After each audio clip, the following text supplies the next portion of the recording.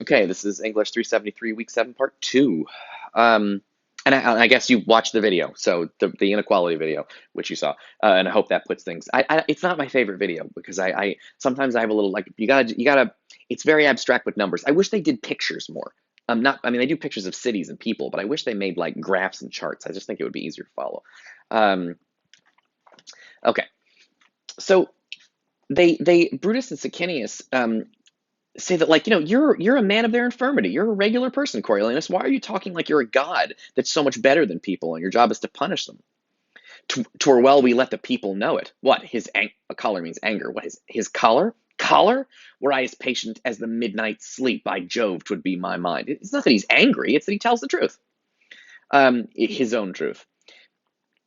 It's a mind that shall remain poison where it is, not poison any further. Shall remain? Hear you this Triton of the minnows? Mark you his absolute shall?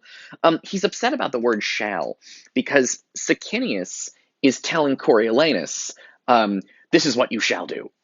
It's a bossy word. And Coriolanus is like, this guy's not bossing me around. Um, he calls him the Triton of the minnows. So Triton is the god of the sea, but the minnows are the little tiny fish. And so the senators, he is saying, they're like gods of the little tiny fish. And Coriolanus is a big fucking shark who eats little fish and doesn't give a shit about any of that stuff.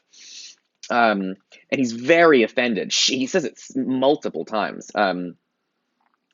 It is because they're telling him he's a bad person and they can't let him in the Senate because he's like poison.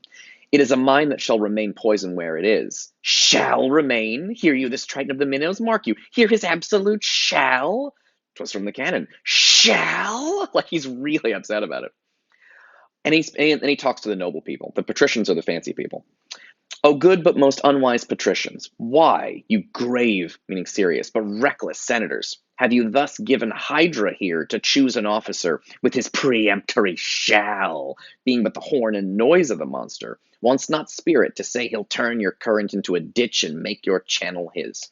Hydra is a word that my students know from Marvel Comics. Hydra is the name of the bad guy organization that Captain America fights. They're called Hydra because the Hydra is an ancient Greek mythological monster. It's like a dragon with a bunch of heads, but every time you cut one head off, two more pop up. It's the idea that in Marvel Comics, the idea is Hydra's everywhere, and you can't solve it by killing one or two of them because four more pop up. They're just all over. It's a bunch of little things that are all over the place. That's what makes Hydra so sneaky. It's not like one bad guy that you just have to punch him and then you win. There's a million little things everywhere, just like the Dragon Hydra has multiple heads. It's everywhere. Um, and Coriolanus, he calls the mob. He says they're a hydra, um, and he says that he'll turn your current in a ditch and make your channel his. Meaning he's going to take your wealth and power and turn it and give it to all these poor idiots who are dum dums, and he thinks they're going to misuse it. The tricky thing about Coriolanus is that generally Americans don't like this kind of snobbery. Although in the play, he's certainly right. Like the crowd is a bunch of assholes, but of course Coriolanus is also a huge asshole. This is what makes the play interesting to me. Is I don't even know who I agree with. They're all everybody in this play is kind of terrible. It's one of the reasons why people don't like it. I think is because there's nobody to admire.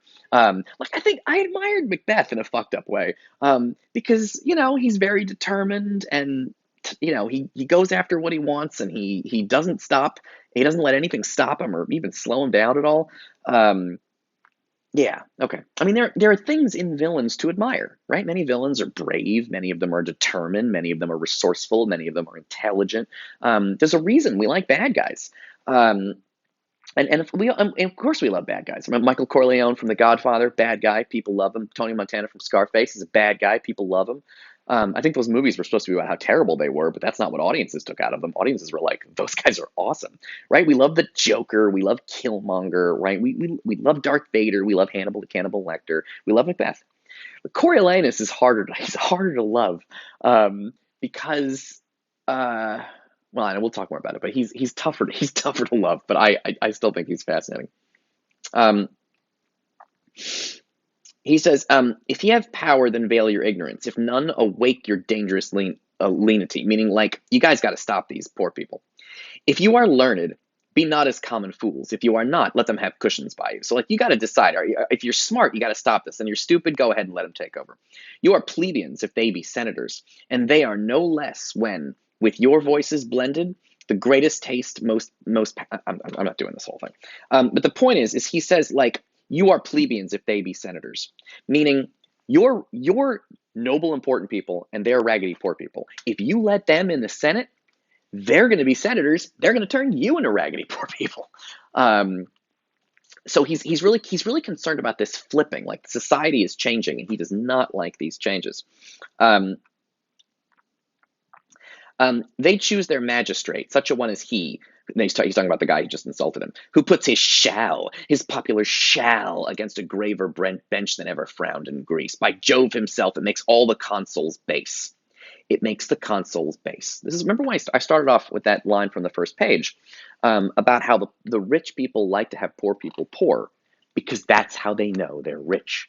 They like seeing poor people. It's how they can count their wealth. And I'm paraphrasing something from the very first page of the play. Actually, I'll grab it right now. The leanness that afflicts us is an inventory to particularize their abundance. Our sufferance is a gain to them. Like, rich people want to see poor people. It's how they know they're rich. And yeah, okay. Yeah, okay. This has been I'll say this. This has been an argument about why so many Americans seem fine with the police executing unarmed black men, because seeing black people being oppressed makes a lot of white voters feel free. Yeah, cool. All right, this is going good.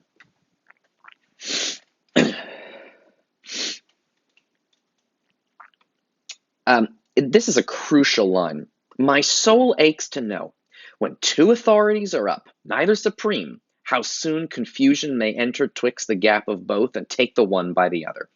That is an important line. When two authorities are up, neither supreme, how soon confusion may enter.